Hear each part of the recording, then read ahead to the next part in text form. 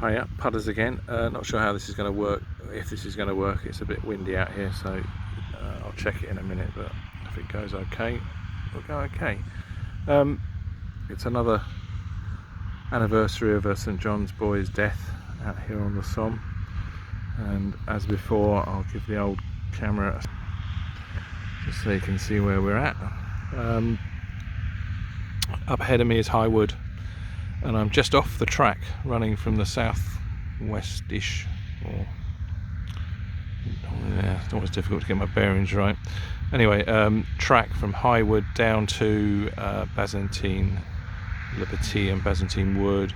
Eventually the track bends around and goes past the Bazentine windmill. Anyway, we're quite away from there.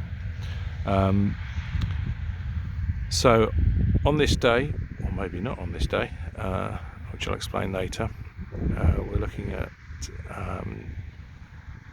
Neville Collins.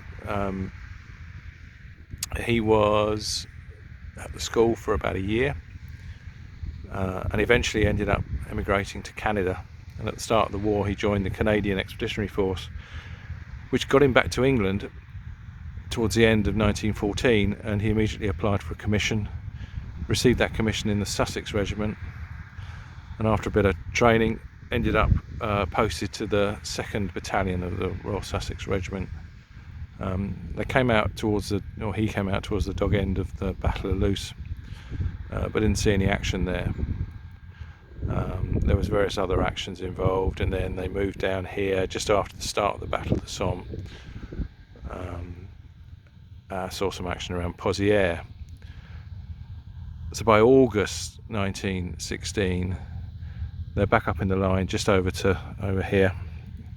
Not far from where we are now actually is the front line, and they were ordered on the, this is where it gets confusing. The date of death for him is shown as the 15th, which is today, 15th of August. The diary entry for the 15th talks about a patrol going out to check a new German trench line which runs across this ridge just in front of me and round to the left, in lieu of launching an attack on it. And the patrol comes back and says, yeah, it's lightly wired, definitely, doable. So the attack actually went in at 2:30 in the morning, so that's the following day, the 16th. And there were 30 other casualties and 1 officer death. The officer death was Neville Collins. And the reason I'm stood in this field here is that his initial burial spot, along with several other men, is here. I'm stood right on it, according to linesmen. I'm bang on where they were initially buried. And then at the end of the war, they were exhumed and concentrated into Caterpillar Valley Cemetery, so we'll be going over there later. But yeah, just another little connection with the past.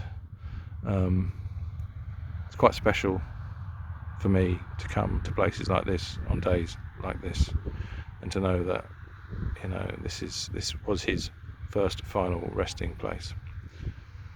Cheers.